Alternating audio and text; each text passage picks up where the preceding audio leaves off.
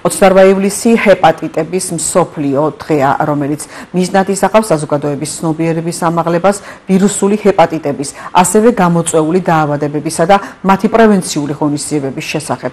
უკვე 10 წელია საქართველოში სახელმწიფო პროგრამები მუშაობს, დღემდე მასში 91,300-ზე მეტი მოქალაქე ჩაერთო.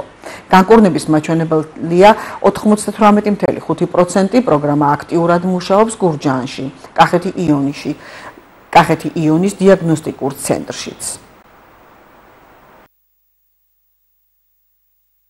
მოგეხსენებათ, რომ საქართველოში მუშაობს როგორც B-ის, ასევე C ჰეპატიტის პროგრამა. C ჰეპატიტის ელიმინაციის პროგრამა მუშაობს 2015 წლიდან საკმაოდ წარმატებით. ანალოგიურად კახეთი იონში C ჰეპატიტის ელიმინაციის პროგრამა დაიწყო ფუნქციონირება 2016 წლის დეკემბრიდან და მას შემდეგ საკმაოდ ბევრმა პაციენტმა მოგვაკითხა, დაახლოებით 1200 პაციენტამდე მოგვაკითხა, აქედან ალბათ ვინც ჩაიტარა მკურნალობა, თითქმის ყველა გაჯანსაღდა, ვინც რა თქმა უნდა საბოლოო კვლევად ჩაიტარა, საბოლოო კვლევამდე ესვე არ კვლევა ქვია, ამ კვლევად ჩაიტარა, თითქმის უმეტესობა გაჯანსაღებით არის დამთავრებული, სულ 5 პაციენტი იყო, ვისაც განმეორებითი მკურნალობა დაჭირდა და საბოლოო შედეგი მათთანაც მივიღეთ.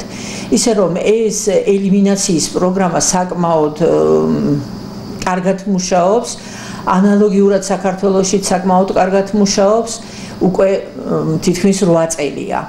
რაც შეეხება B ჰეპატიტის ელიმინაციის პროგრამას, 2024 წლის ივნისიდან დაიწყო ფუნქციონირება.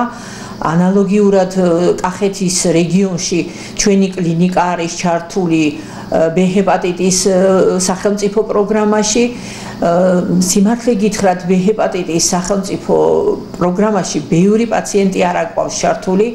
არ გვაკითხავს ბევრი პაციენტი, სავარაუდოდ საჭიროა რეკლამირება, უფრო ძლიერი რეკლამირება, რომ მოხდეს პაციენტების დიდი რაოდენობით მოკითხება ჩვენამდე.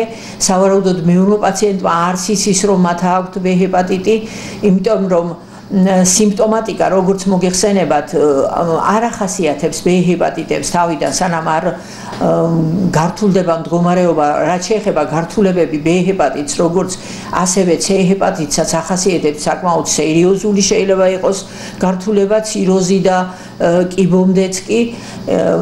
ისე რომ თავიდან მათ სიმპტომატიკა არ აქვთ ქრონიკულ B და C ჰეპატიტს და ამიტომ სკრინინგს ძალიან დიდი მნიშვნელობა აქვს ამ ჰეპატიტების გამოვლენის თვალსაზრისით.